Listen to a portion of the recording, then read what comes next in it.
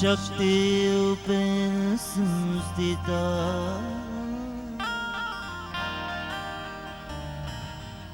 नमस्तस्यै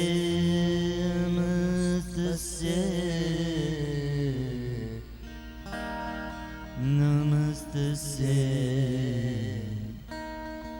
नमो नमः सरस्वत्यै नमः। श्री महाकाल्यै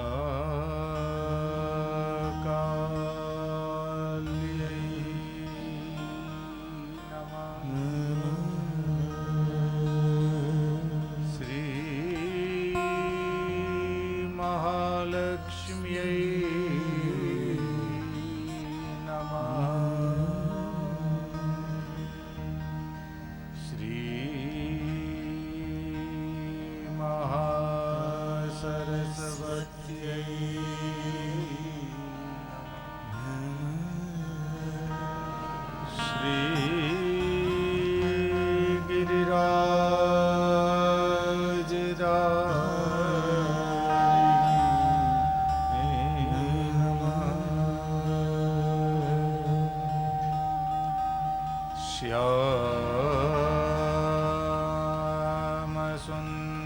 श्यामसुन्दर श्री यमुने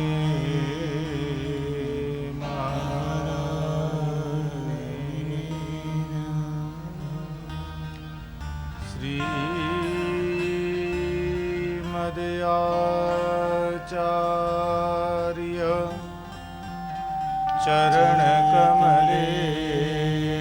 चरणकमलेभ्यो नमः। वक्रतुण्ड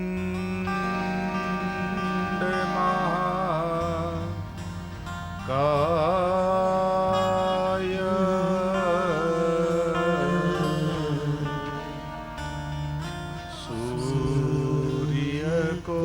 सूर्यकोटि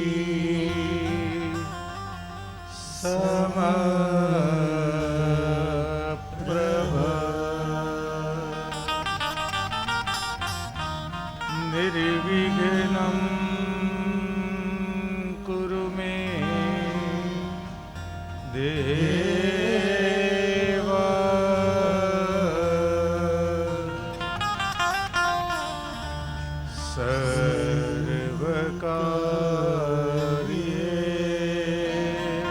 सर्वकार्येषु सर्वदा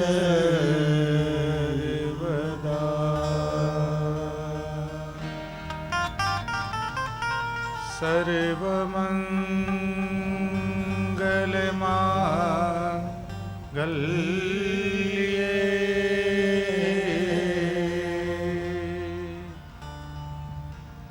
शिवे सर्वार्थ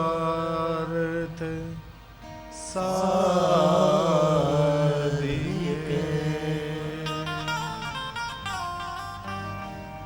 शरण्ये त्र्यंबके गौरी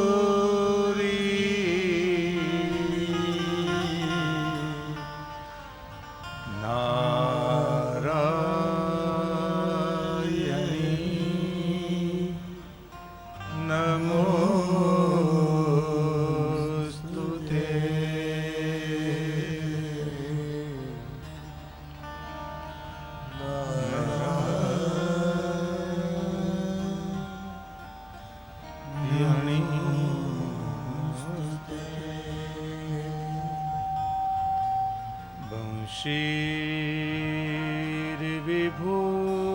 शीर्विभूषितकरा नवनीरदाम्बा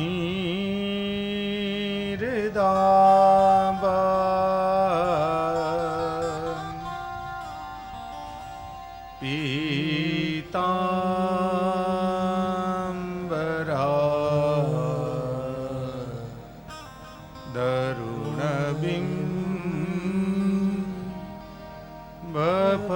दरुणबिम्बफलां दरोष्ट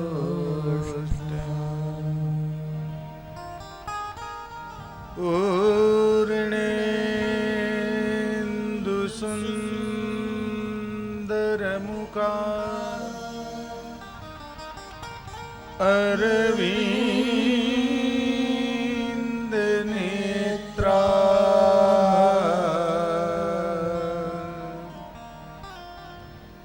कृष्णात् परं किमपि त्वमहं न जाने।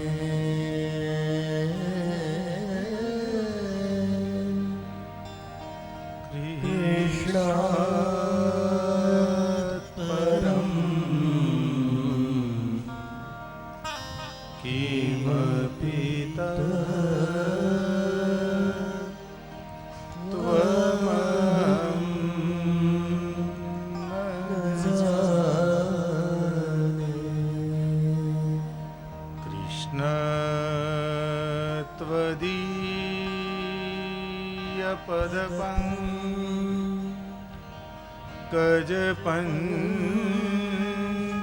त्वदीयपदपङ्कजपञ्जरान्ते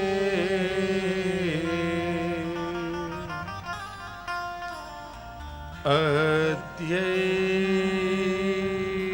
मे विशतु मां नशराजहंसः।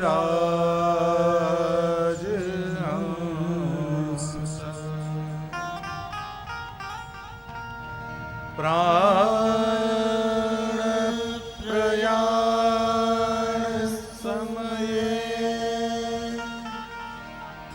कफवातपित्ते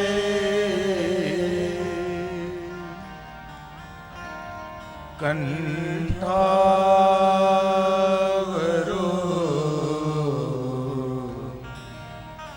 धनविधौ स्मरणं कुतस्ते।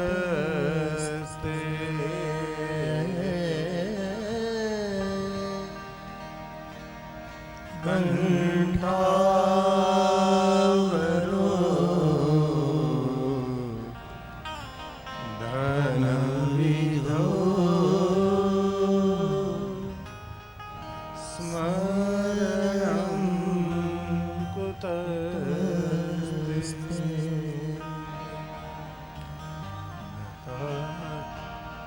न तातो न माता न बन्धुर्न दाता न पुत्रो न पुत्री न भृत्यो न भर्ता छाया न विद्या न वृत्तिर्ममेव गतिस्त्वं गतिस्त्वं त्वमेका भवानि गतिस्त्वं गतिस्त्वं त्वमेका भवानि। भक्तावतारे महादुःखभीरु प्रपातप्रकामी प्रलोभी प्रमत्त कुसंसारपाश प्रबद्ध सदाहं गतिस्त्वं गतिस्त्वं त्वमेका भवानि गतिस्त्वं गतिस्त्वं त्वमेका भवानि। जानामि दानं न च ध्यानयोगं न जानामि तन्त्रं न च स्तोत्रमन्त्रं न जानामि पूजा न च न्यासयोगं गतिस्त्वं गतिस्त्वं त्वमेका भवानि गतिस्त्वं गतिस्त्वं त्वमेका भवानि।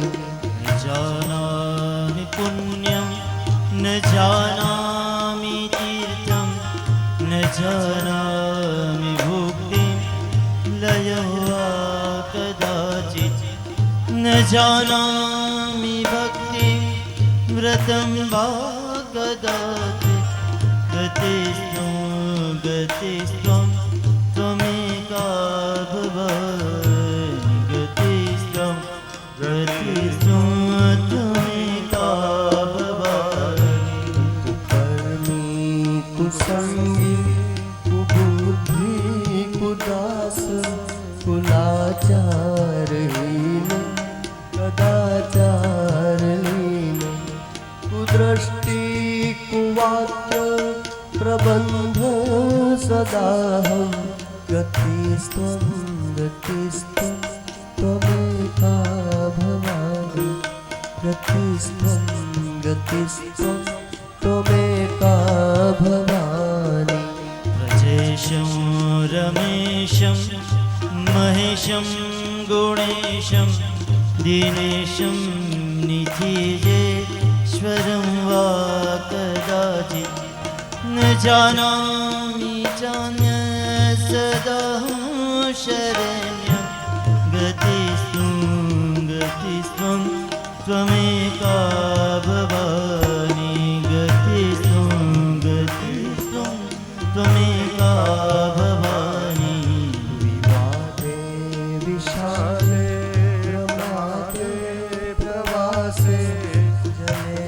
चारणे पर्वते शत्रुमध्ये रण्ये शरण्ये सदा मां प्रपाहि गतिस्त्वं गतिस्त्वं त्वमेका भवानि गतिस्त्वं गतिस्त्वं त्वमेका भवानि अनाथो दरिद्रो झरारोगयुक्तो महाक्षीणदीन सदा जाड्यभद्र विपत्तो प्रविष्ट प्रणष्ट सदा गतिस्त्वं गतिस्त्वं त्वमेका भवानि गतिस्त्वं गतिस्त्वं त्वमेका भवानि गतिस्त्वं गतिस्त्वं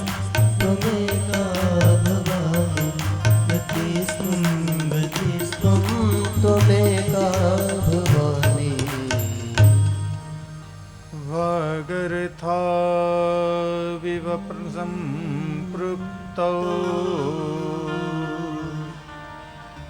वागर्था प्रतिपत्तये जगतः पितरौ वन्दे पार्वती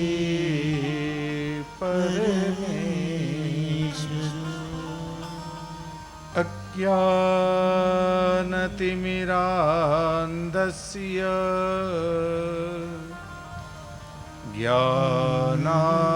ज्ञानाञ्जन शलाकया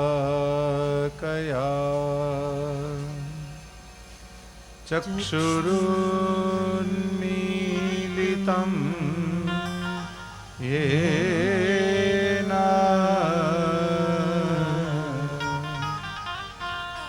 तस्मै श्री गुरुवे नमः तस्मै श्री गुरुवे नमः। आओ माँ का थोड़ा संकीर्तन करें और फिर कथा में प्रवेश करें।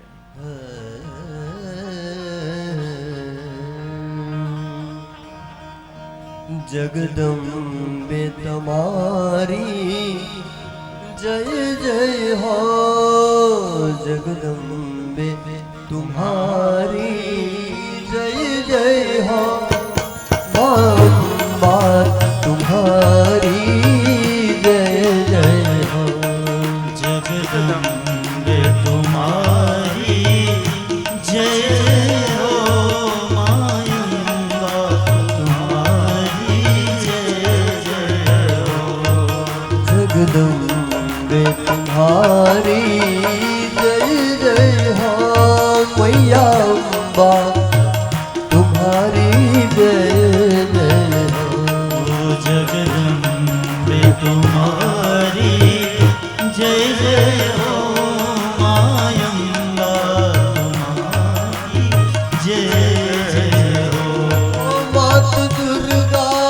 तुम्हारी जय जय हो।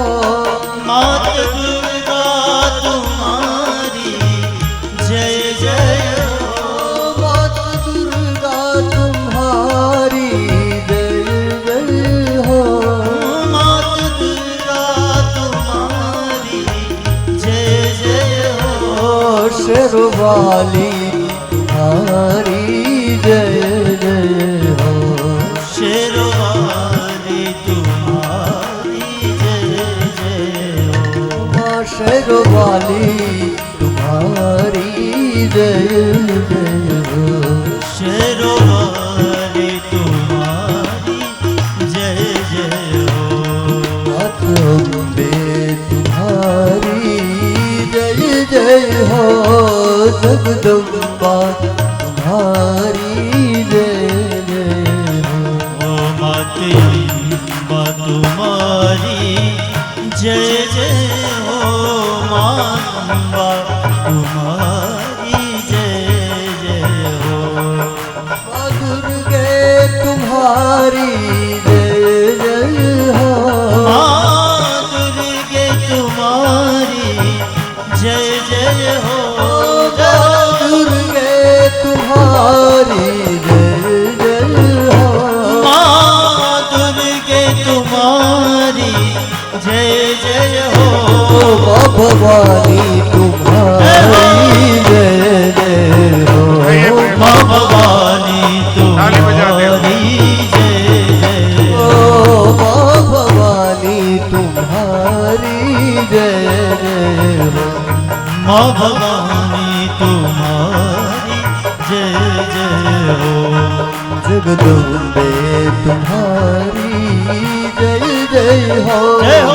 जगदम्बे तुम्हारी जय जय हो। जगदम्बे तुम्हारी जय जय हो। जगदम्बे तुम्हारी जय जय हो। मात तुम्हारी जय जय हो।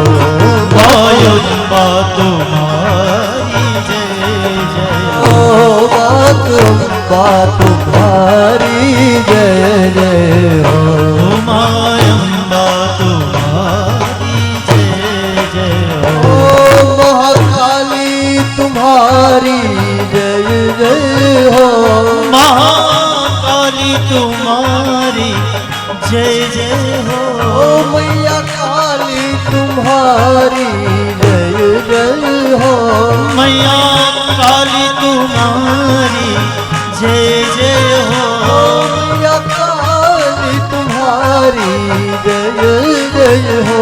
ओ मैया काली तुम्हारी जय जय हो। आरासुरी तुम्हारी जय जय हो।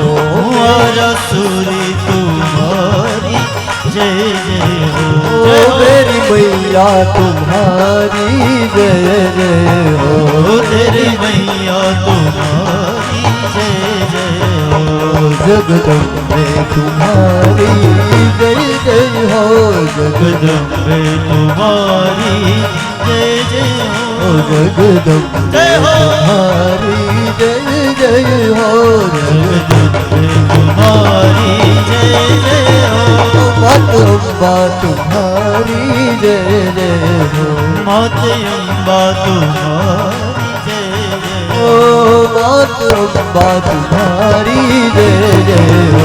मात अम्बा तुम्हारी जय जय ओ हो। मेरी मैया तुम्हारी जय जय हो। मेरी मैया तुम्हारी जय जय हो। ओ प्यारी मैया तुम्हारी जय जय हो। प्यारी मैया तुम्हारी जय जय हो। ओ आबू वाली तुम्हारी जय जय हो। अब वाली तुम्हारी जय जय हो।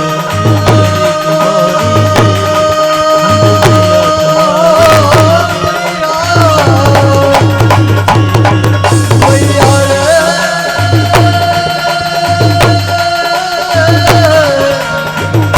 ओ मैया बोल श्री अम्बे महा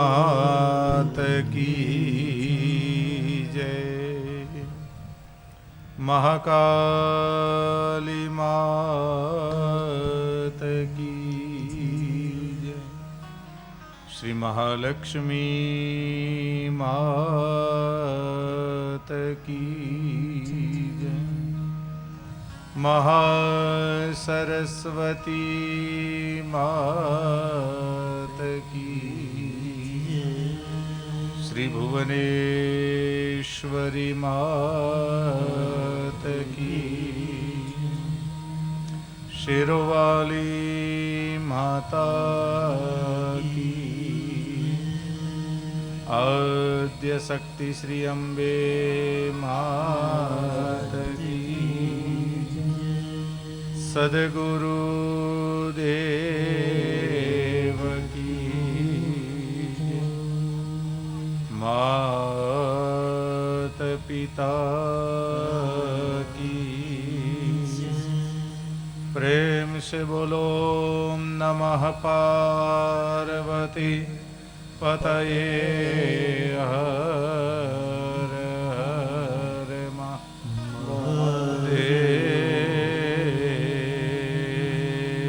हर। यन्तः प्रविश्य मम वाचमिमां प्रसूप्ताम्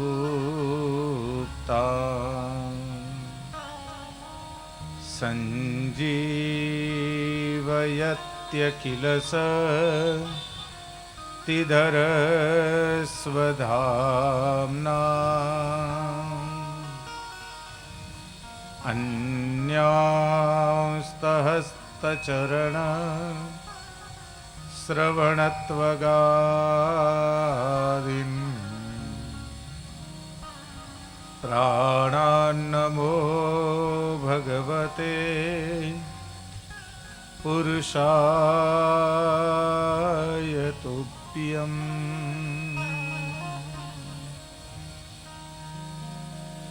आइए जगत जननी माँ भवानी दुर्गा शिरोवाली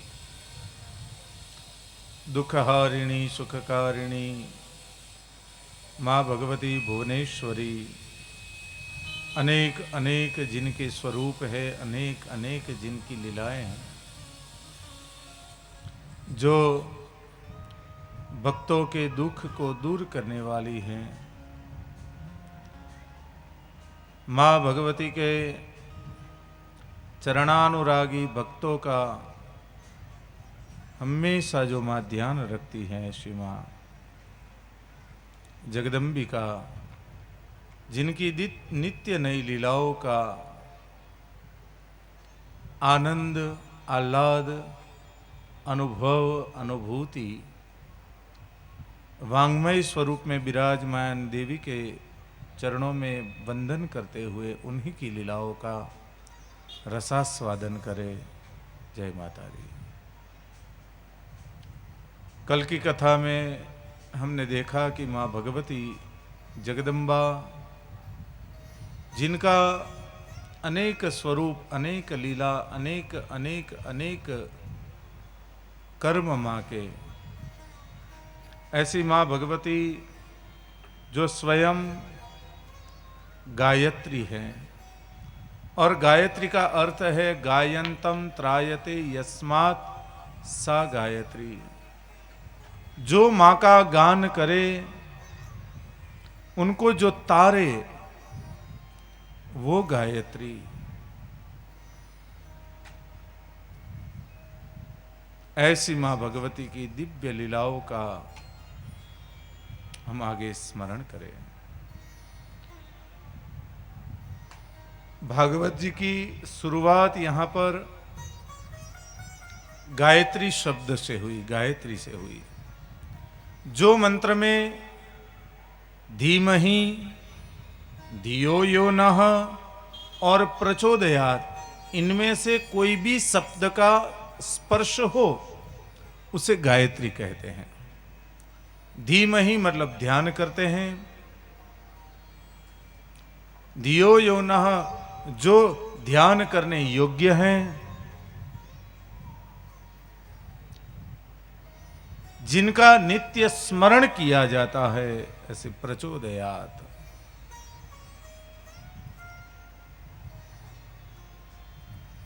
ऐसी गायत्री यहां पर मंगलाचरण किया है। सर्व चैतन्य रूपाम, मां भगवती कैसी है?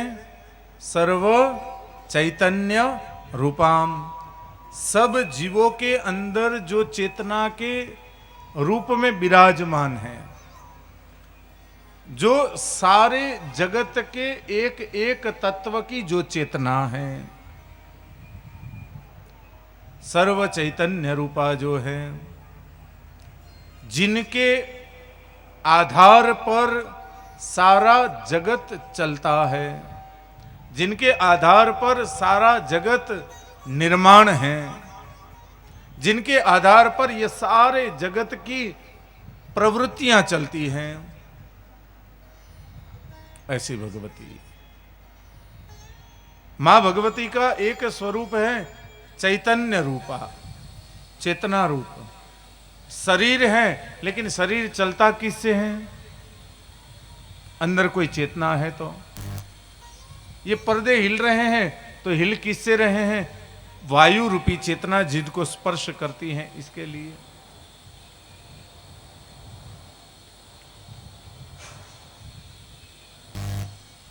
जो चेतन स्वरूपा है, चेतना है। मां भगवती के 3 स्वरूप बताए, सत्स्वरूप, चिद स्वरूप और आनंद स्वरूपा। सत्य का अर्थ क्या है? सत्य का सच्चा अर्थ है जो हमेशा स्थिर है। नासतो विद्यते भावो, ना भावो विद्यते सत।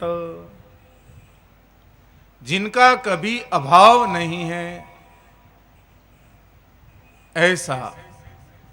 नासतो विद्यते भावो, ना भावो विद्यते सत।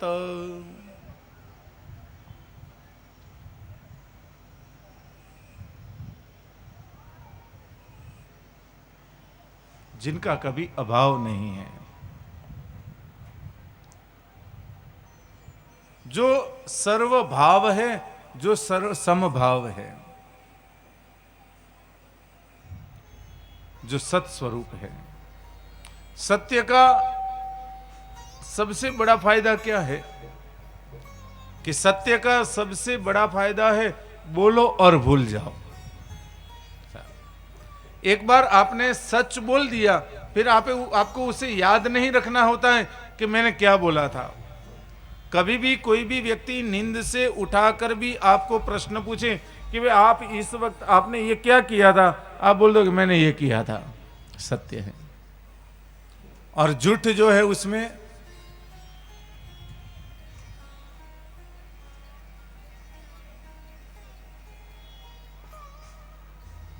आपको याद रखना पड़ता है।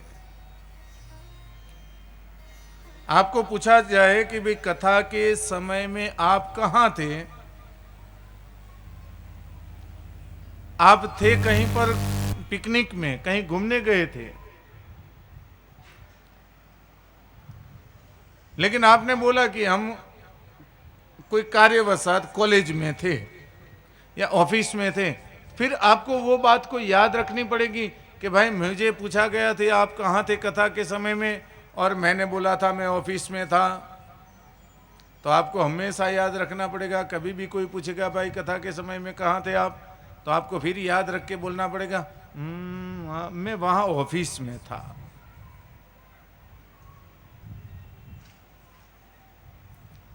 असत्य बोला है तो उसे याद रखना पड़ेगा, मैंने ऑफिस में था, मैं ऑफिस में था, मैं ऑफिस में था। लेकिन आपने सत्य बोल दिया कि नहीं मैं मेले में घूमने गया था। फिर आपको कभी भी कोई भी उठाकर पूछे कि भाई आप कथा के समय में कहाँ थे, हाँ भाई मैं मेले में था।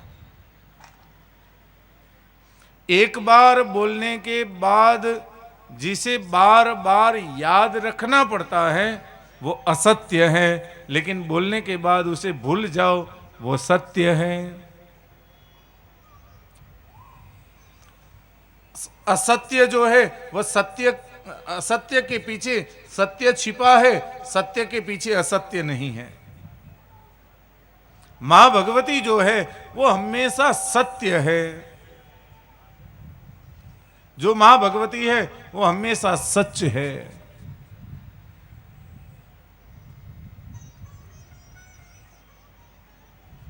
ऐसी सच्ची मां भगवती का एक स्वरूप है सत्य। दूसरा मां भगवती का स्वरूप है चैतन्य। चैतन्य मतलब चेतना। इस जगत में जो कुछ भी जहां पर भी घटित हो रहा है, जब भी हो रहा है, वो मां भगवती ही है। उनका ही स्वरूप है, उनका ही अंश है। बोला जाए कि भाई कोई बुरा हो रहा है, वो भी मां का ही स्वरूप है।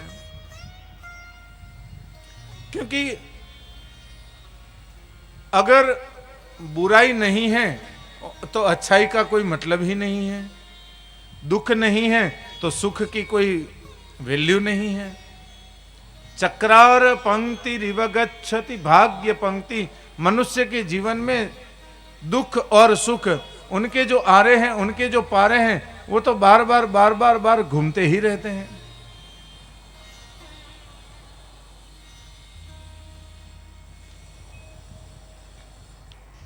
किसी ने पूछा कि अगर मेरे भाग्य में मिलना लिखा होगा तो मैं मेहनत क्यों करूं? तो संत महात्मा ने कहा कि तुम मेहनत इसीलिए कर, क्या पता कि तेरे भाग्य में मेहनत करने से मिलना लिखा हो। तेरे भाग्य में तू कुछ मेहनत करेगा और बाद में मिलेगा, ऐसा भाग्य में लिखा है। लेकिन तू मेहनत नहीं करेगा तो भाग्य में लिखा होगा वो भी नहीं मिलेगा। चैतन्य चेतना है। रात को सोने के टाइम में साहब आप सुबह में 5 बजे उठने के लिए अलार्म रखो। 100 अलार्म आपके बाजू में रख के सो जाओ, लेकिन जिनकी चेतना आपको जागृत करती है, वो चेतना ही अगर शरीर से निकल जाए तो सुबह में 100 अलार्म आकर उठाए तो भी आप उठ पाओगे नहीं। क्यों? क्योंकि अंदर वो चेतना है वो नहीं है। शरीर चलता है, लेकिन शरीर को चलाने के लिए अंदर कोई चेतना चाहिए। वो जो चेतना है वो मां भगवती है। माइक चलता है, लेकिन माइक को चलाने के लिए कुछ पावर चाहिए, कुछ शक्ति चाहिए, इलेक्ट्रिक चाहिए। तो इलेक्ट्रिक जो है वो क्या है? वो शक्ति है। आपको कहा जाए कि भाई साहब जरा खड़े होकर यहां आओ, उठने का प्रयत्न करो, लेकिन उठ नहीं पाओगे तो आप में वो शक्ति नहीं है। और मां भगवती जो है उसका एक स्वरूप है आनंद स्वरूपा। मां हमेशा आनंदमयी ही रहती है, आनंद रूपा है। शुंभ निशुंभ जब उनको पुकारने आए तब भी मां जब जवाब देती है, मां के स्वरूप, मां का आवाज जब सुनो, मां की जो वार्ता है, वार्तालाप सुनो, तो मां का वार्तालाप है वो तो शांति से स्मित करते हुए ही उनका आवाज है।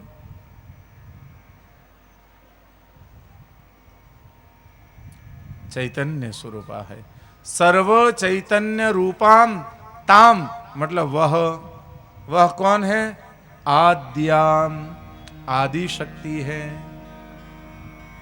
जगत में जब कुछ भी नहीं था, इस जगत में जब कुछ भी नहीं था, तब जो तत्व था वो मां है। जब जगत में सब कुछ है तो सब कुछ जो सब तत्व है वो भी मां है। और इस जगत में जब कुछ नहीं रहेगा तब जो तत्व रहेगा वो भी मां है। समझो कि आपके पास एक कोई लेटर आए, कोई एक पत्र आए, और आप उस पत्र को जब पढ़ो तो पढ़ने के बाद आपको ऐसा लगे कि अरे इसमें इतनी सारी खराब बातें लिखी हैं, इतने कड़वे शब्द लिखे हुए हैं। तो ये जो पत्र पढ़ने के बाद आपने ऐसा पत्र पढ़ा तो पत्र पढ़ने के बाद आपके मन में गुस्सा आ जाए, क्रोध आ जाए। अब ये लिखने वाला अपशब्द लिखे हैं, लिखने वाला अगर मेरे सामने हो तो एक चपाट मार दूं, लेकिन वो सामने नहीं है तो आप क्या करोगे? गुस्सा आया तो कागज को फाड़ दोगे। कागज को फाड़ दिया तो कागज का नाश हुआ। एक बड़ा सा अच्छा सा पेपर था, कागज था, उसे फाड़ दिया तो उसके अलग अलग अलग टुकड़े हुए। फिर उसको ऐसा लगे कि आप मरोड़ दो।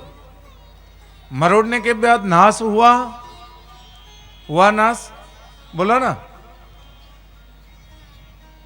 नींद आ रही है? मैं अकेला बोल रहा हूं, आप अच्छा आपके पास माइक नहीं है इसलिए आवाज नहीं आ रही। माइक भेज दो। इतने सारे मिलकर बोलोगे तो मेरी आवाज तो कम होगी।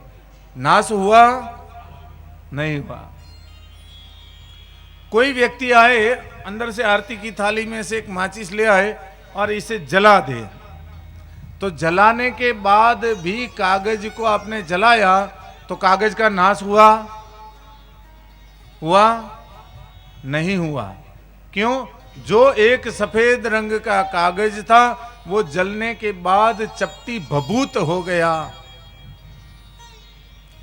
उसका फिर कोई नाश नहीं है। तो मां भगवती कहती है कि जब कुछ नहीं है तब एक पेपर, जैसे एक कागज था वो मैं हूं, उसको फाड़ने के बाद अलग अलग अलग टुकड़े हुए। तो ये जो जगत में जो जीव है, जो जीव समुदाय है, वो सारे मेरे टुकड़े हैं। फिर जगत में सर्वनाश हुआ, बाद में कुछ नहीं बचा। कागज को जलाया गया, जलाने के बाद उसमें से एक भभूत चपटी रही। जो चपटी भभूत बची वो अंत में सर्व जगत के नाश के बाद में भी जो बचता है वो मैं हूं। मां भगवती जगत में जो कुछ भी नहीं है, आद्याम जो आदि है, जब ब्रह्मा भी नहीं थे, विष्णु भी नहीं थे, शिव भी नहीं थे, तब भी एक शक्ति थी। पंच ब्रह्म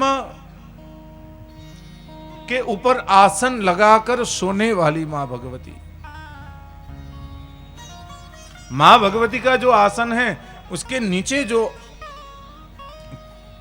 आसन के जो पाए रहते हैं, पैर रहते हैं, उनके जो चौखट रहते हैं, वो कौन है?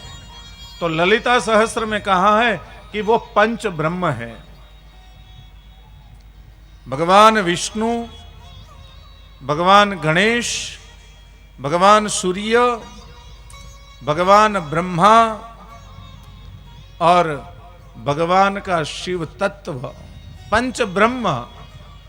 पंच ब्रह्म के आसन के ऊपर जो विराजमान होती है वो मां भगवती, वो मैं हूं।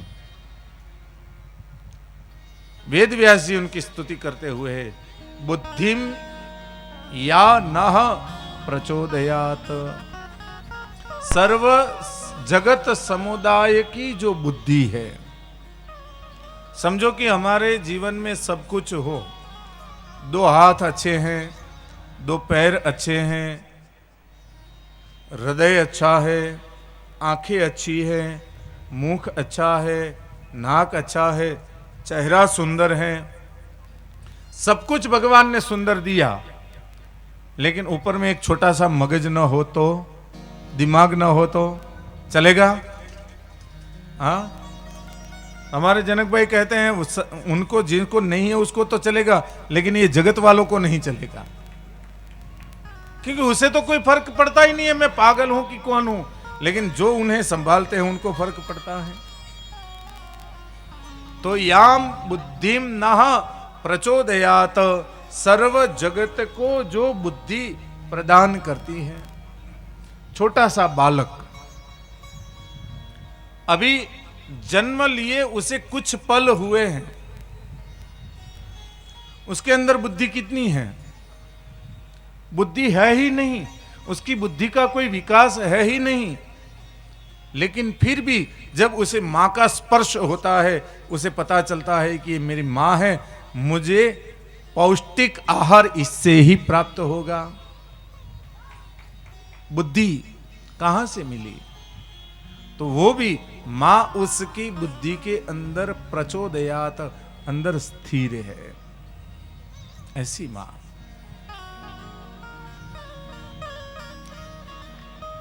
ऐसी मां को हम प्रणाम करते हैं। ऐसा करते हुए सुंदर कथा का प्रारंभ करते हुए सौनक आदि ऋषि मुनियों ने सूत जी से प्रश्न पूछा कि हे सूत, हे महाभाग्य, आपने अष्टादश पुराणानि 18 पुराणों का रसास्वादन करवाया। कृष्णेन मुनिना अनघ, भगवान कृष्ण की भागवत के स्वरूप में दिव्य कथाएं सुनाई। पंचलक्षण युक्तानि सर्वदेस्थानि मानद, पंचलक्षण युक्त सारे ग्रंथ हमें सुनाए। लेकिन जब तक मां की कथा न सुने, मां भगवती को न जाने, तब तक जीवन पूरा अधूरा है। तो हे प्रभु, कथयाम अद्य महाभाग पुराणम ब्रह्म सम्मितम, ब्रह्म सम्मित, ब्रह्म के समन्वित जो पुराण हो, ऐसी पुराण की कथा सुनाए। श्रोत्रेन्द्रिय युताः सूत नराः स्वाद विचक्षणाः, जो सर्व कथाओं का सार हो, सारी कथाओं का जो निचोड़ हो, ऐसी कथा सुनाए। जैसे कि आप कोई डॉक्टर के पास जाओ और डॉक्टर से कहो कि सर मस्तक में दर्द है, दवा दीजिए, एक गोली मस्तक के दर्द की दे दी। सर जी पेट में दर्द है, एक गोली पेट के दर्द की दे दी। बुखार लग रहा है, एक गोली बुखार की दे दी। थोड़ा तनाव है तो तनाव की एक गोली दे दी। थोड़ी सी ठंड लग रही है तो ठंडी को दूर करने की गोली दे दी। ऐसे आपने डॉक्टर बाबू के पास जाकर 8-10 प्रकार की बीमारी वर्णन की और डॉक्टर ने आपको 8-10 प्रकार की गोली दे दी।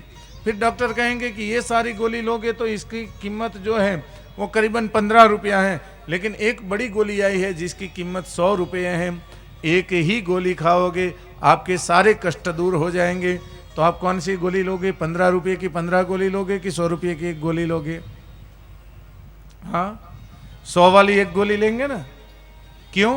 क्योंकि एक गोली में अगर सब कुछ दूर हो जाता है, सारा कष्ट दूर हो जाता है, तो अलग अलग गोलियों को भला, एक अलग अलग दवाइयों को क्यों खाए? ऐसे ही सौनक आदि ऋषि मुनियों ने कहा कि 18 पुराण सुनने पड़े, इतिहास सुनना पड़े, महाभारत की कथा सुने और उसके बाद भी छोटा सा पुण्य प्राप्त होता है। तो एक ही ऐसा पुराण सुनाओ कि जिसे सुनने से 18 पुराणों का पुण्य मिले, महाभारत की कथा सुनने का पुण्य मिले, भागवत की कथा सुनने का पुण्य मिले, ज्योतिष मीमांसा आदि शास्त्रों के अध्ययन का पुण्य मिले। ऐसी कोई कथा हमें सुनाओ। और वो कथा कैसी हो? हमारे कान के लिए रसायन हो। कथा तो हो ही, लेकिन कथा कैसी हो? हमारे कान का रसायन हो, मतलब कान में जाने के बाद भी दवाई का कार्य करे। और कौन सी दवाई? हमारे जीवन के अंदर जो भरे हुए अंतर शत्रु है उसका नाश करे, उस बैक्टीरियाओं को बाहर निकाले और हृदय के अंदर भक्ति की स्फूर्ति भरे, ज्ञान की स्फूर्ति भरे, माँ भगवती मय होने की स्फूर्ति भरे। ऐसी दवाई सुनाओ,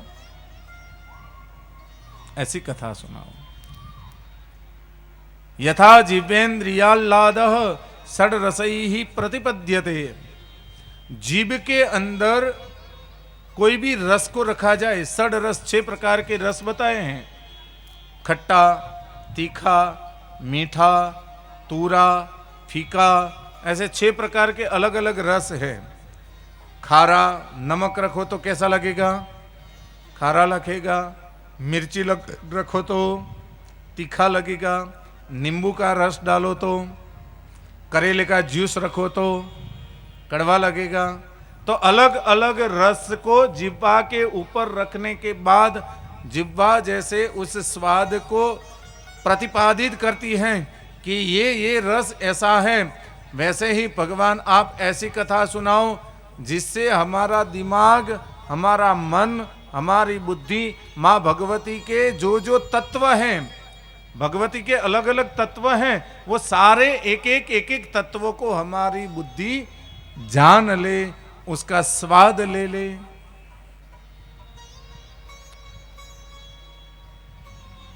और यहां तक कहा अश्रोत्राह फणिनः कामम, जिन्होंने मां भगवती की कथा का रसास्वादन अपने कान से नहीं किया है, वो कान कैसे हैं?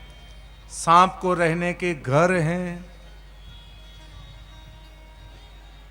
जिन्होंने मां भगवती की यह दिव्य लीला है, यह दिव्य लीलाओं का स्मरण नहीं किया है, श्रवण नहीं किया है, उसके जो कान हैं वह कान केवल कान नहीं है, सर्प को रहने के घर हैं।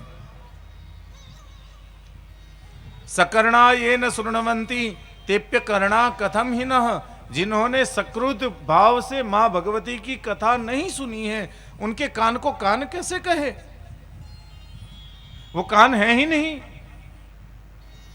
जिन कान को बुराई सुनने की आदत पड़ गई है, जो कानों को केवल अपनी ही तारीफ सुनने की आदत पड़ गई है, उसे कान नहीं कहा जाता। ये देवी भागवत जैसे मखानाम फलम स्वर्गः, आप कोई यज्ञ करो बड़ा तो उसका फल क्या है? स्वर्ग। लेकिन वो यज्ञ किया, यज्ञ का जो पुण्य जब तक आपके पास है तब तक आपको स्वर्ग में रहने को दिया जाएगा। आपके पास समझो कि 10,000 रुपये हैं, 10,000 रुपये लेकर कोई अच्छी सी होटल में गए, 1,000 रुपये का कमरा है, तो आपको कितने दिन रहने दिया जाएगा? ज़्यादा से ज़्यादा 10 दिन। फिर या तो पैसा जमा करो या तो होटल खाली करो। वैसे ही आपने जितने बड़े बड़े यज्ञ किए हैं, वो यज्ञ जब यज्ञ का फल है, जब तक आपके पास यज्ञ का पुण्य और फल है तब तक आपको स्वर्ग में रखा जाएगा। उसके बाद में पुनरपि जननम पुनरपि मरणम पुनरपि जननी जठरे शयनम, पुनरपि जननम पुनरपि मरणम पुनरपि जननी जठरे शयनम, पुनः जन्म लो, माता के गर्भ में आओ, जन्म लो, जियो, मौज करो, मस्ती करो, मर जाओ। ये भी तो भला कोई अपना जीवन हुआ?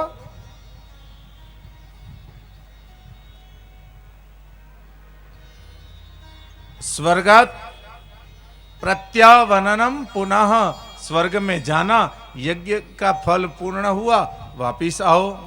एवं संसार चक्रेस्मिन् भ्रमणम च निरंतरम, ऐसे भ्रमण करना ये तो कोई उचित बात नहीं है। अब ऐसी कोई कथा सुनाओ जिनके सुनने मात्र से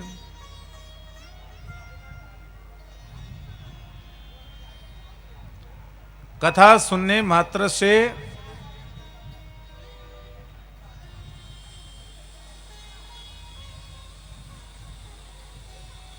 बोले श्री अम्बे मात की, नवदुर्गा मात की। होता है, भावना है सबकी।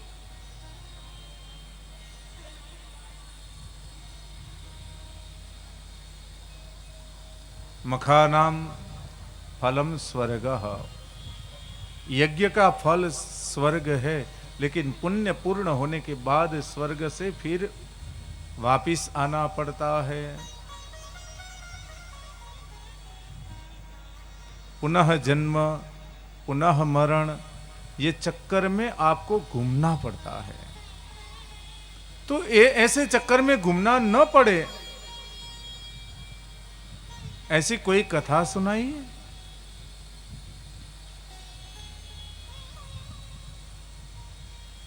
पहले अलग अलग बातों का वर्णन करते हुए कहने लगे, सुत पुराणी, उन्होंने 28 व्यासों की पहले कथा बताई। वेद व्यास जी जिनको आप जानते हो कि जिन्होंने कथा ये भागवत पुराण लिखे, 18 पुराण लिखे, तो वो पुराणों को लिखने वाले व्यास में 28 टोटल व्यास हुए। जितने युग उतने व्यास। हम जो यहां पर ये कलयुग में जी रहे हैं, तो युग कौन सा है?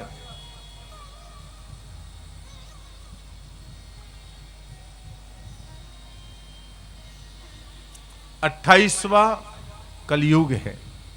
तो इससे पहले 28 बार सतयुग गया, 28 बार द्वापर युग गया, 28 बार त्रेता युग गया, 27 बार कलयुग गया और 28वां यह कलयुग चल रहा है। वो कलयुग का प्रथम चरण इस धरती पर है। इस श्लोक में प्रथम चरण है, कलियुगे कलि प्रथम चरणे, प्रथम चरण है।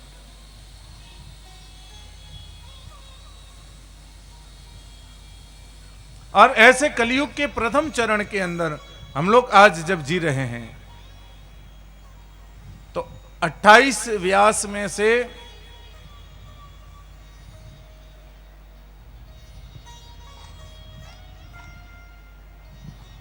पाराशर नाम के एक व्यास हुए, सत्यवती नंदन वेद व्यास हुए। एक दिन अपने आश्रम के अंदर विराजमान हैं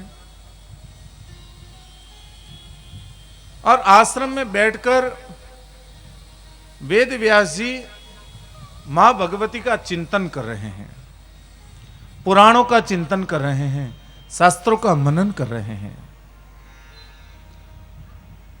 उस वक्त उनके मन में विचार चल रहा है कि इस दुनिया में सर्वश्रेष्ठ कौन है, मैं किसकी आराधना करूं। ऐसा सोच रहे थे। उस वक्त वहां पर उन्होंने एक पेड़ के ऊपर पंछी के एक जोड़े को देखा। एक दूसरे से आलिंगन कर रहे थे और एक पंछी ने वहां पर एक अंडा रखा, उसमें से बच्चा निकला। पंछी के बच्चे को देखकर वेद व्यास जी के मन के अंदर कामना उत्पन्न हुई कि भला संसार है और संसार के अंदर हम जी रहे हैं, तो हमारे पीछे हमारा कोई उत्तराधिकारी तो होना चाहिए। मेरा कैसा जीवन है, मेरे जीवन में कोई संतान नहीं है। ये देखो पंछी बाहर दूर दूर जाकर कहीं ना कहीं से कुछ ना कुछ चोब कर आते हैं और दाना अपने बच्चे के मुंह में रख रहे हैं, कैसा आलिंगन कर रहे हैं, कैसा प्रेम कर रहे हैं। तो मेरे यहां पर कोई संतान नहीं है, क्यों नहीं है? तो मेरे यहां पर संतान कैसे होगी? मैं किसकी आराधना करूं, किसको याद करूं, किसका तप करूं? ऐसा मन में बार बार सोच रहे थे। उसी वक्त उनके आश्रम में, वेद व्यास जी के आश्रम में नारद जी आए। नारद जी ने वेद व्यास जी को देखा, कहने लगे, अरे वेद व्यास जी, आप ऐसे चिंतातुर क्यों हो? आपका चेहरा इतना छोटा सा क्यों है? वेद व्यास जी कहने लगे, अपुत्रस्य गतिर्नास्ति न सुखम मानसे यतः। जिनके यहां पर भला कोई पुत्र न हो, उनके मानस में शांति कैसे हो सकती है? मेरे यहां पर कोई पुत्र नहीं है, मेरे यहां पर कोई संतान नहीं है, इसीलिए मुझे सुख नहीं है, मुझे शांति नहीं है, मेरा मन बेचैन है। मैं किसकी आराधना करूं, किसका तप करूं? ब्रह्मा को याद करूं, विष्णु को याद करूं, शिव को याद करूं, इंद्र को याद करूं, अग्नि को याद करूं? कौन बड़ा भगवान है, मैं किसकी तपस्या करूं?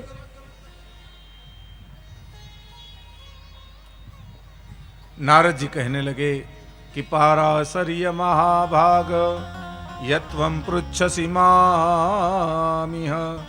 आप जो मुझे पूछ रहे हो तो मैं आपको बताता हूं। आप सोचो कि ब्रह्मा जी बड़े हैं, तो ब्रह्मा जी तो कमल के ऊपर स्थिर हैं। ब्रह्मा जी को अगर मानो कि ब्रह्मा जी बड़े हैं, तो ब्रह्मा जी तो किसी के आधार पर हैं। किसके आधार पर हैं? ब्रह्मा जी किसके आधार पर हैं? कमल के आधार पर। जागो छो ना बधाई? जाग रहे हो ना? हाँ तो जवाब देना। ब्रह्मा जी कमल के आधार पर है। कमल किसके आधार पर है? नाली के आधार पर। नाली किसके आधार पर है? नाली किसके आधार पर है? भगवान नारायण की नाभि के आधार पर। अब भगवान नारायण किसके आधार पर है? भगवान नारायण शेषनाग की सैया के आधार पर सोए हैं। अब वो शेषनाग किसके आधार पर हैं? जल के आधार पर। जल किसके आधार पर है? धरती के आधार पर। तो ये धरती कौन है? धरती किसके आधार पर है? धरती है तो एक पात्र है। पात्र है वो क्या है? वो शक्ति है। तो भगवान नारायण जल पृथ्वी ये सब कुछ जिनके आधार पर है, वो आधार रूपा जो है वो मां भगवती भुवनेश्वरी, मां भगवती भवानी, वही सर्व सत्व है। तो आप उनका स्मरण करें, उनका ध्यान करें। उसके लिए एक कथा का वर्णन करते हुए सुनाते हैं कि पूर्व काल की बात है। हयग्रीव नाम का एक असुर, जिन्होंने बड़े लंबे समय तक 1000 साल तक तपस्या की, और तपस्या करने के बाद मां भगवती प्रसन्न हुई। भगवती प्रसन्न हुई तो उनसे वरदान मांगा कि मां मुझे ऐसा वरदान दीजिए कि मैं अमर हो जाऊं। दानवों ने हमेशा अमरत्व का ही वरदान मांगा है, लेकिन कभी कोई अमर हुआ नहीं है। क्यों नहीं हुआ है? अमर क्यों नहीं हुआ? क्योंकि अमरत्व का वरदान आज तक किसी को मिला ही नहीं है। जो जन्म लिया है उसे मरना ही है। जिन्होंने एक बार जन्म लिया तो उसका मरण अति आवश्यक है, हमेशा है। जन्म है, मरण है, मरण है तो जन्म है। ये तो संसार का चक्र है। अगर अमर हो गया तो वो तो भगवान हो गया। भगवती ने कहा कि मैं तुझे अमर नहीं कर सकती हूं। तो हयग्रीव ने कहा कि मां मेरा मुंह जो है वो घोड़े का मुंह है, तो घोड़े के मुंह वाला जो मनुष्य हो वही मुझे मार सके। और इस दुनिया में ऐसा कोई जीव है ही नहीं जो घोड़े का मुंह वाला हो। घोड़ा है लेकिन घोड़े के मुंह वाला कोई मानव दानव नहीं है। तो भगवती ने कृपा क्या की? बड़े समय तक भगवान ध्यान में बैठे हुए थे। धनुष्य के ऊपर अपना मुखार में मस्तक रख के भगवान सोए हुए थे। यज्ञ करने की इच्छा थी देवताओं की।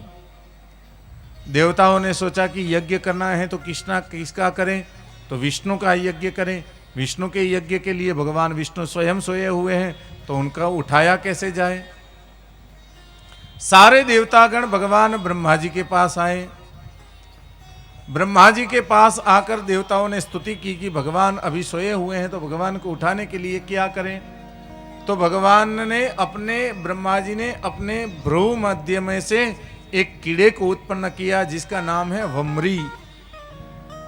वम्री नाम के कीड़े को कहा कि जाओ विष्णु भगवान जो धनुष्य के ऊपर मस्तक रख के सोए हैं, उस धनुष्य की रस्सी को काट दो। रस्सी कट जाएगी, भगवान स्वयं जागृत हो जाएंगे, धनुष्य हिलेगा। तो वम्री नाम के कीड़े ने कहा कि भगवान मैं धनुष्य के रस्सी को तो काट दूं, लेकिन उसका फायदा क्या होगा? आज तक दुनिया में किसी ने कोई कार्य फायदे के बिना किया है? लोग जो हैं उनकी सोच है कुछ मिले तो करे, कुछ फायदा होता है तो करे।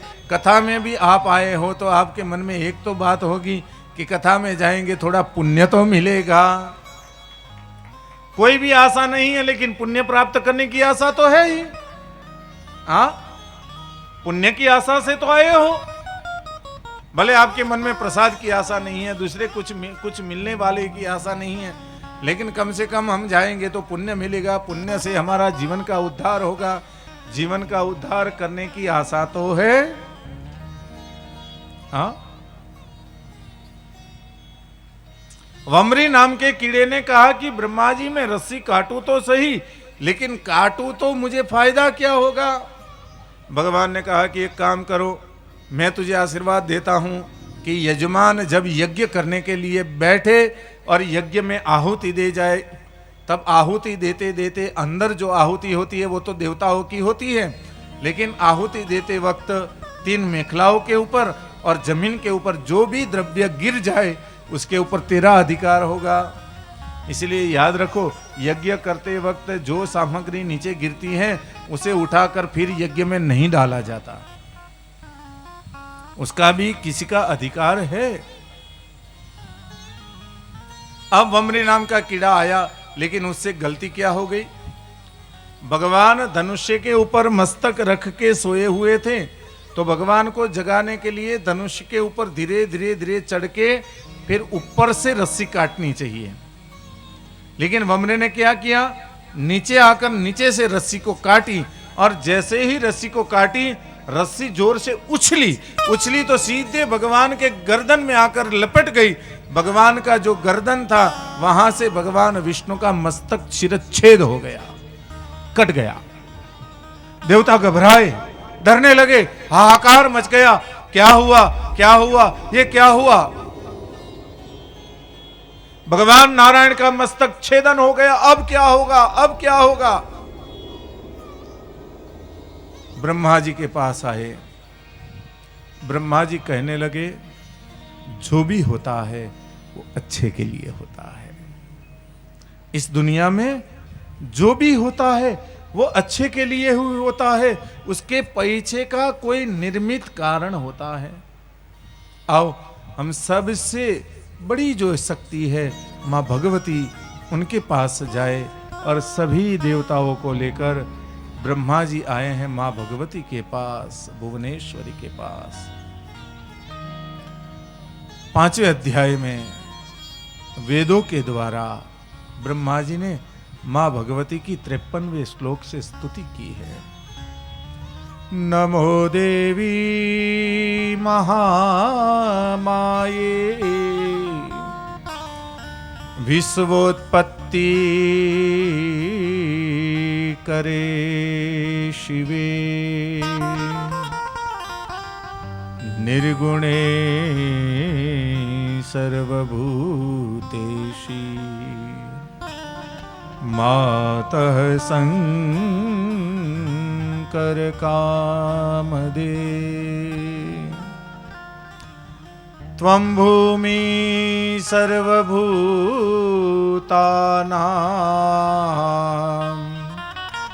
प्राणः प्राणवतां तथा धीः श्रीः कान्ति क्षमा शान्ति श्रद्धा मेधा धृति स्मृति। हे देवी, हे महामाये, हे विश्व को उत्पन्न करने वाली, हे शिवे, हे निर्गुणे, हे सात्विके, हे महामाये, कृपा करो, कृपा करो, कृपा करो। ये भगवान नारायण का मस्तक छेदन हो गया है, हाहाकार हो गया है। अब विश्व का पालन कैसे होगा?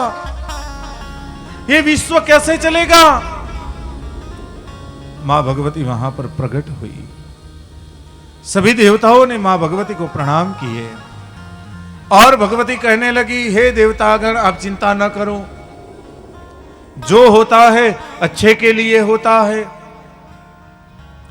अभी ही एक दानव ने मुझसे आशीर्वाद प्राप्त किए हैं कि मेरे ही जैसे मुख वाला कोई व्यक्ति मुझे मार सकेगा, और उस दानव को मारने के लिए ही यह कृपा हुई है। भगवान विष्णु का शिरच्छेद हुआ है, आप जाओ कोई घोड़े को ढूंढो और उसके मस्तक को काट कर लाओ, भगवान विष्णु के मस्तक पर रखो, मैं मंत्र छींटकर उसे जागृत करती हूं और वही नारायण भगवान हयग्रीव का नाश करने वाला होगा। देवता गए, कहीं से घोड़े के मस्तक को ले आए, मस्तक के छेदन करके भगवान विष्णु के मस्तक पर रखा गया। भगवान विष्णु को जागृत मंत्र से जल छिड़ककर भगवती ने जागृत किए। भगवान जागृत हुए। यह जो दानव था, असुर था, हयग्रीव था, हाहाकार मचाते हुए सारी सृष्टि को पीड़ा करने वाला लगा, और उसके मन में एक ही था कि मेरे जैसा इस दुनिया में कोई है नहीं, तो मुझे कौन मार सकेगा, मुझे मारने वाला इस दुनिया में कोई नहीं है। और वहीं पर भगवान सामने प्रकट हो गए। दोनों के बीच में बराबर भयंकर युद्ध चला। 1000 साल तक युद्ध हुआ और अंत में भगवान नारायण ने, हयग्रीव स्वरूप भगवान ने हयग्रीव दानव का वध कर दिया, उसको प्रहार कर दिया, चक्र से उसका शिरच्छेद हो गया। सब देवताओं ने जय जयकार बुलाई। बोलिए श्री हयग्रीव भगवान की। हयग्रीव भगवान उनकी स्तुति की, वेदों ने उनकी स्तुति की, देवताओं ने उनकी स्तुति की। हयग्रीव भगवान ने कहा, स्तुति मेरी नहीं भगवती की करो। और सभी देवताओं ने मां भगवती को वंदन किए, भगवती की स्तुति की, प्रार्थना की। नमो देव्यै महादेव्यै शिवायै सततं नमः। नमः प्रकृत्यै भद्रायै नियता प्रणता स्मता। हे मां प्रकृति, हे मां भगवती, हे जगत जननी, कृपा करो, कृपा करो। मां भगवती ने सुंदर आशीर्वाद दिए। वहां से मां भगवती अंतर ध्यान हुई। नारद जी कहने लगे कि ऐसी मां भगवती जो सारे जगत के ऊपर व्याप्त है, सर्व जगत जिनके मय है, ऐसी भगवती की तुम लालना करो। मैं मां भगवती के विषय में दूसरी एक बात सुनाता हूं, आप सावधान होकर सुनो। भगवान नारायण शेष सैया पर पड़े हुए हैं। नाभि कमल से ब्रह्मा जी प्रकट हुए हैं, वो भी तपस्या कर रहे हैं। दोनों ध्यान में बैठे हुए हैं, दोनों एक ही तत्व का ध्यान करते हैं, और उस तत्व का नाम है ऐं बीज। ऐं बीज ऐसा मंत्र है जो अबूध को बूध बना सकता है। और भगवान जब शेष सैया के ऊपर पड़े हुए थे, तो भगवान के विष्णु के कर्ण में से कुछ मल निकला, और जो मल निकला उसमें से 2 असुर उत्पन्न हुए। एक का नाम मधु, दूसरे का नाम कैटभ। मधु और कैटभ दोनों प्रकट हुए। जल के ऊपर स्थिर होकर 5000 वर्ष तक उन्होंने तपस्या की। ओम ऐं ह्रीं क्लीं चामुंडाय विद्महे।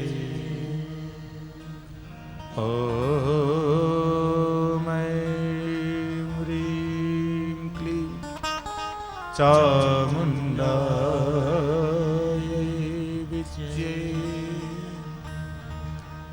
1000 वर्ष, 2000 वर्ष, 3000 वर्ष, 4000 वर्ष, और 5000 वर्ष तक तप किया।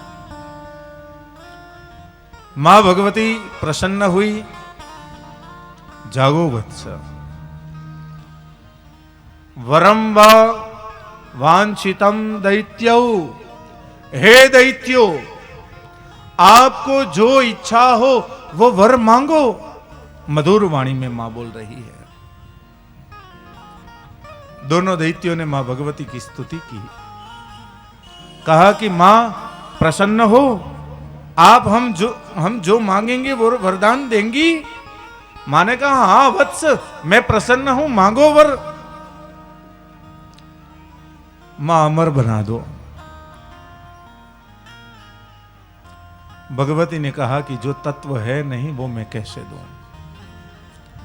इस दुनिया में अजर अमर कोई नहीं है, तो मैं तुम्हें कैसे अमर बनाऊं। तो उन्होंने कहा कि ठीक है, दूसरा वरदान दीजिए। स्वेच्छया मरणम देवी, मां जब तक हम न चाहे हमारी मृत्यु न हो। कोई व्यक्ति भला चाहेगा कि मैं मर जाऊं? हाँ।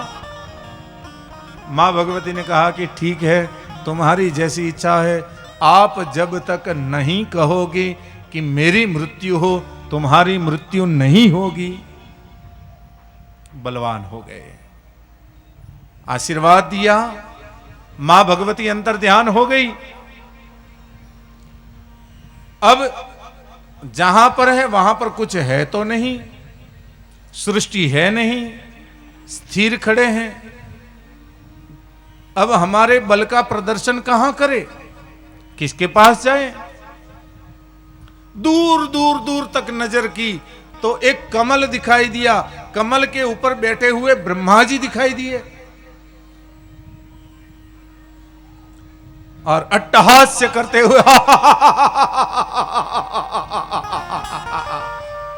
अट्टहास्य करते हुए सामने आए।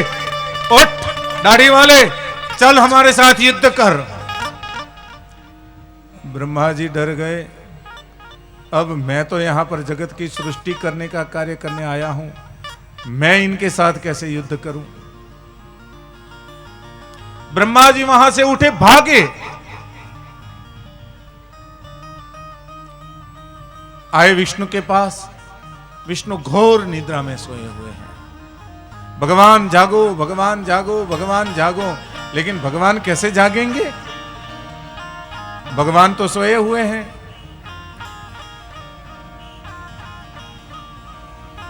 उन्होंने मां भगवती योग निद्रा को याद किया।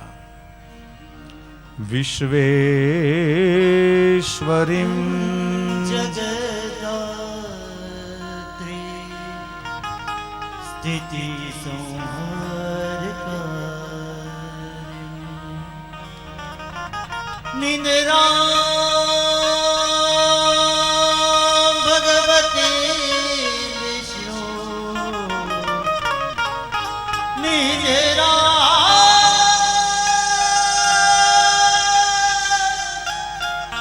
निद्रा भगवती विष्णु विकलां तेजस प्रभो ब्रह्मोवाच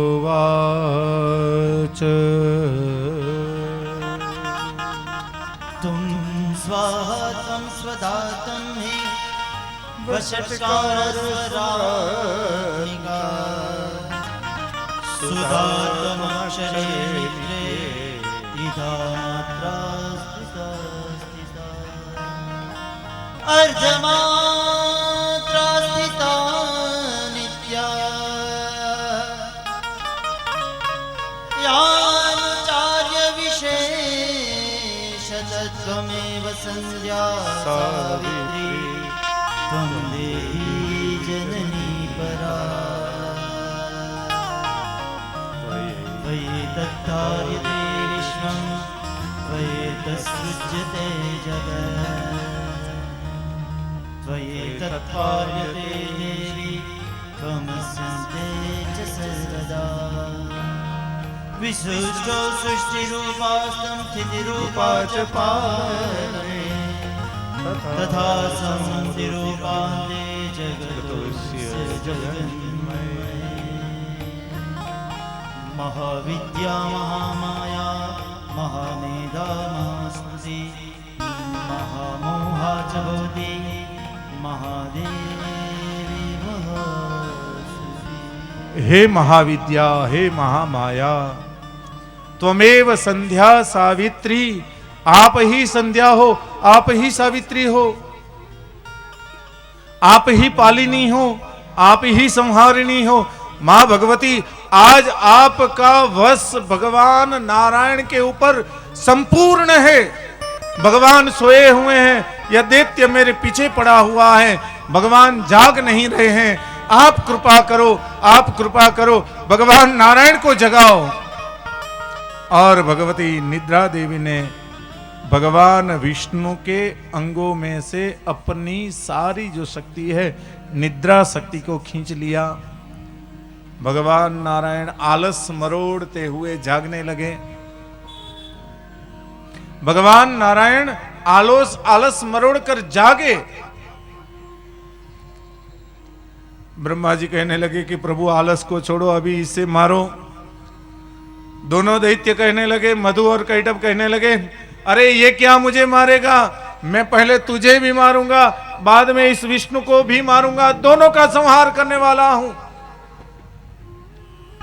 आप दोनों आकर हमारे साथ युद्ध करो, और युद्ध नहीं कर सकते तो हमारा दासत्व स्वीकार करो।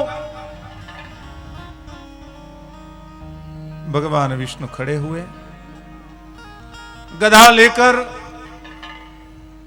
मधु और कैटभ के सामने आए, ललकार किए। मधु और कैटभ दोनों ने भगवान से भयंकर युद्ध शुरू किया। गदाओं के प्रहार होने लगे, मल्ल युद्ध होने लगे। अब क्या होने लगा, भगवान विष्णु के साथ मधु आकर युद्ध करने लगा। जैसे जैसे मधु के साथ युद्ध हो रहा है तो कैटभ आकर विश्राम कर रहा है। कैटभ जैसे ही थक गया, मधु आकर भगवान के साथ युद्ध करने लगा।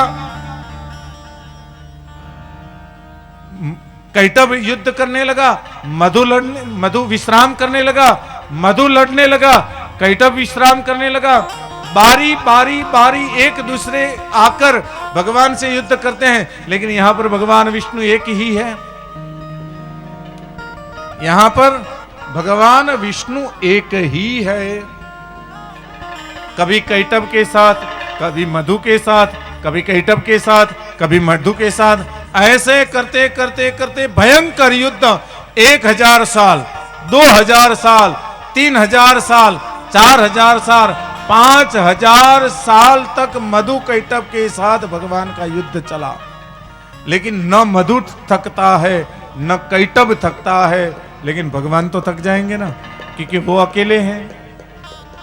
कुछ देर के लिए भगवान विश्राम, भगवान सोचने लगे कि ये दोनों मरते क्यों नहीं हैं, इनको मारूं तो कैसे मारूं। भगवान थोड़ी देर के लिए रुक गए। मधु कैटभ ने कहा कि थक गया तो चल आ, हमारा दासत्व स्वीकार कर। भगवान कहने लगे कि आप दो हो, मैं एक हूं। युद्ध नीति के विरुद्ध आप लड़ रहे हो। एक के बाद एक आप दोनों 5000 साल में 2500 साल तक आप दोनों में थोड़ा थोड़ा तो विश्राम कर लिया, लेकिन मैंने तो विश्राम किया ही नहीं है। तो युद्ध नीति के अनुसार तो जैसे ही संध्या हो जाए तो विश्राम हो जाता है, मेरा विश्राम हुआ ही नहीं है। थोड़ा विश्राम कर लेने दो, बाद में युद्ध करेंगे।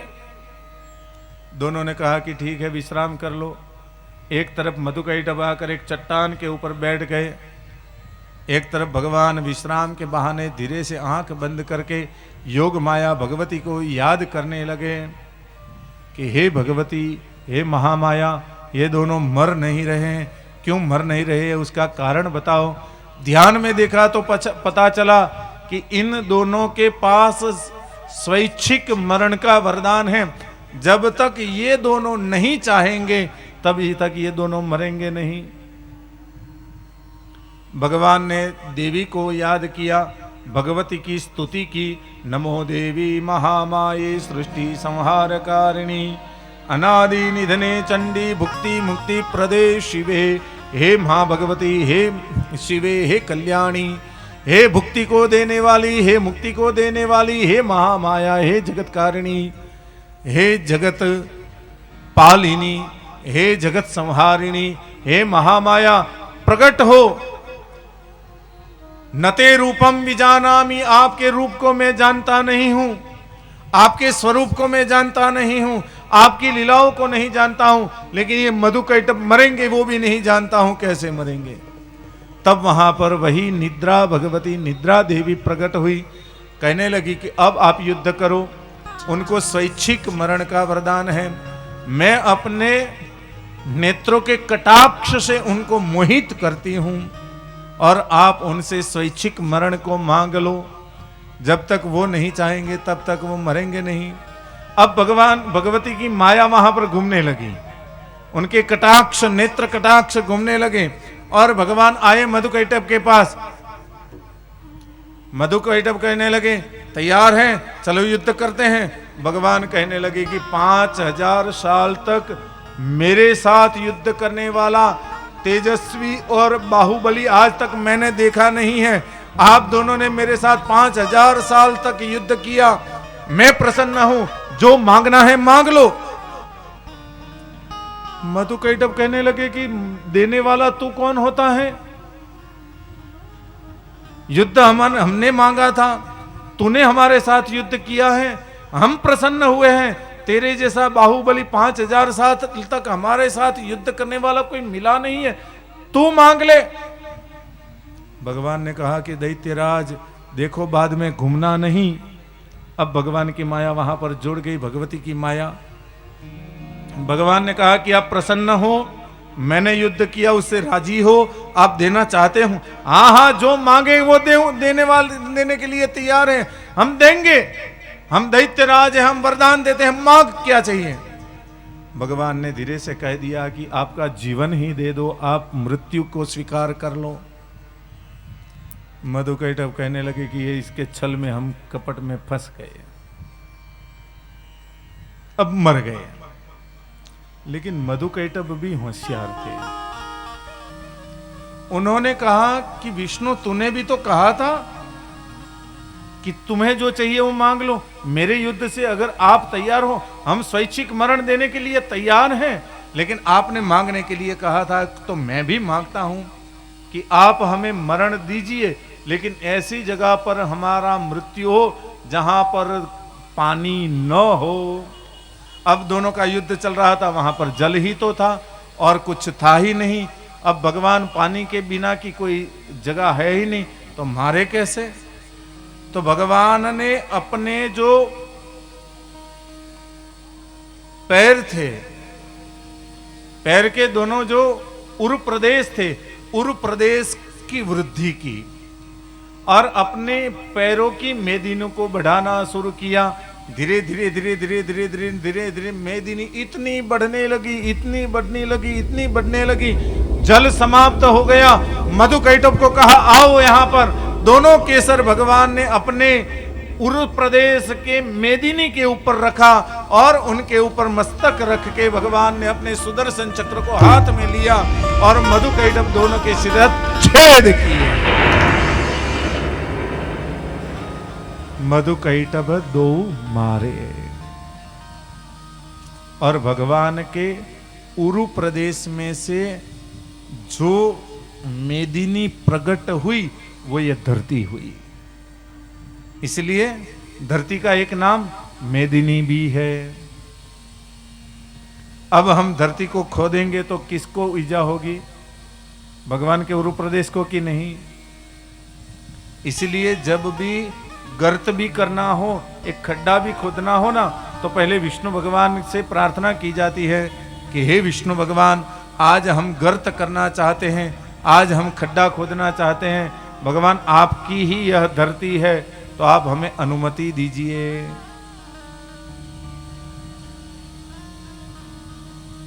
स्वागतम। तो निर्जले विपुले देशे, निर्जल देश नहीं था, तो भगवान ने अपने उरु, अपने जंघा की धरती बनाई, उसके ऊपर दोनों को मारा। आप ऐसी मां भगवती को याद करो।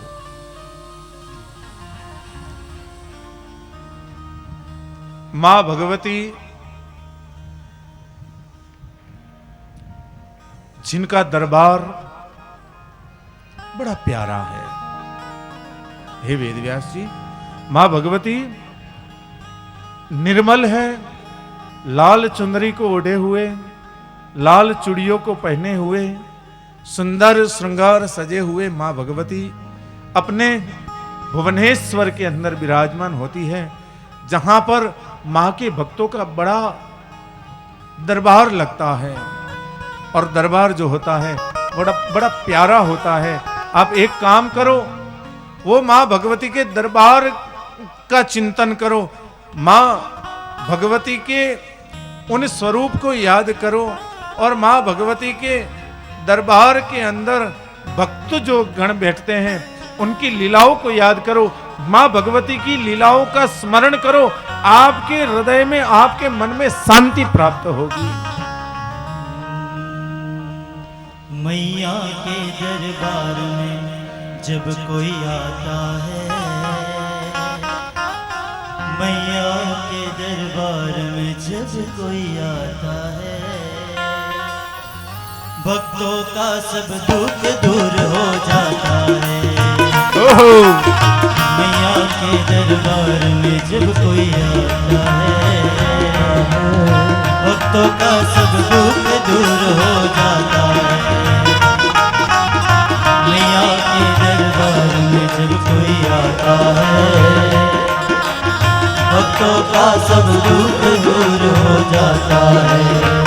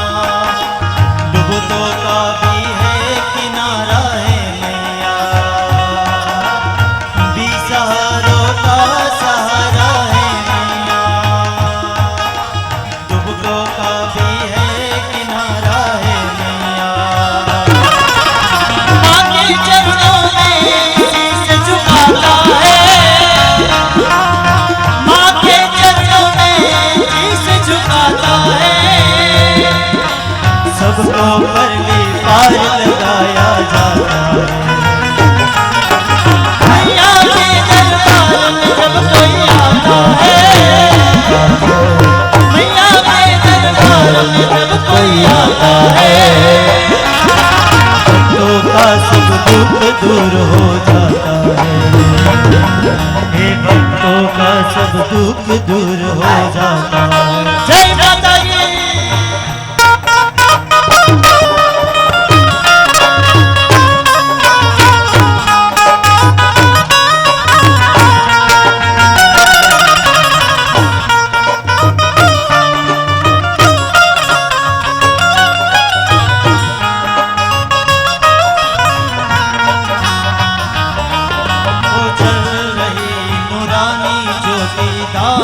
के जिसके चल रही दुनिया किसी के नाम के जिसके चल रही नूरानी ज्योति धाम पे जिसके चल रही दुनिया किसी के नाम से जिसके हो करता है जो भक्त अम्बा माई की भक्ति बाल भी बाका नहीं मैया कर सकती। जो भक्त अम्बा बाप की भक्ति बाल भी बाकाए दुनिया कर नहीं सकती। वो प्यारा से भी दुनिया को हो जाता है, प्यार से भी दुनिया को जीता जाता है। सबकी पहली पार लगाया जाता है। मैया के दरबार में जब कोई आता है, मैया के दरबार में जब कोई आता है, सबको पहली पार लगाया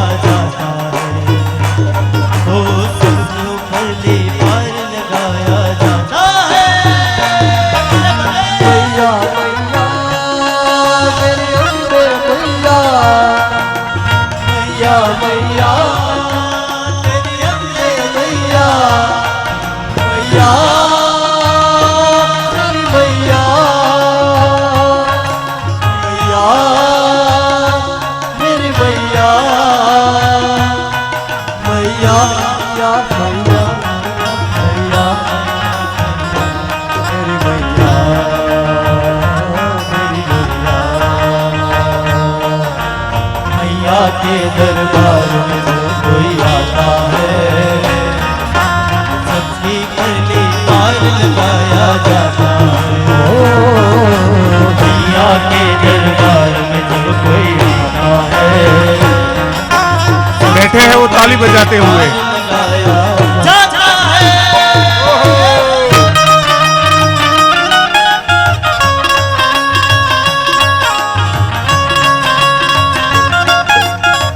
जय माता दी।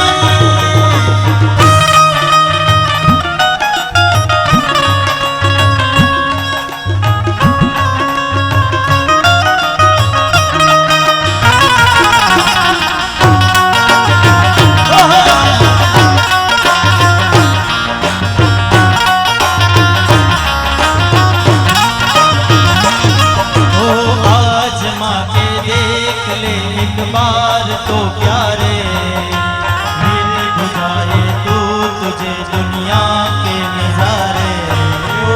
आज बाके देख ले एक बार तो प्यारे मिल भी जाएंगे तुझे दुनिया के नजारे। ओ मांग ले जो मांगना तू जो भी दिला कर मानता पूरी करेगी माँ अभी आकर। ओ मांग ले जो मांगना तो नी फैला कर मानता पूरी करेगी माँ अभी आकर। भक्तों की हर मांग पूरी करती है माँ। भक्तों की हर मांग पूरी करती है माँ। जग जननी माँ हमारी माता मैया है। मैया के दरबार में जब कोई आता है मैया के दरबार में जब कोई आता है सबकी परली पार लगाया जाता है। मैया के दरबार में जब कोई आता है भक्तों का हर दुख दूर हो जाता है। मैया मैया मैया मैया जगदम्बा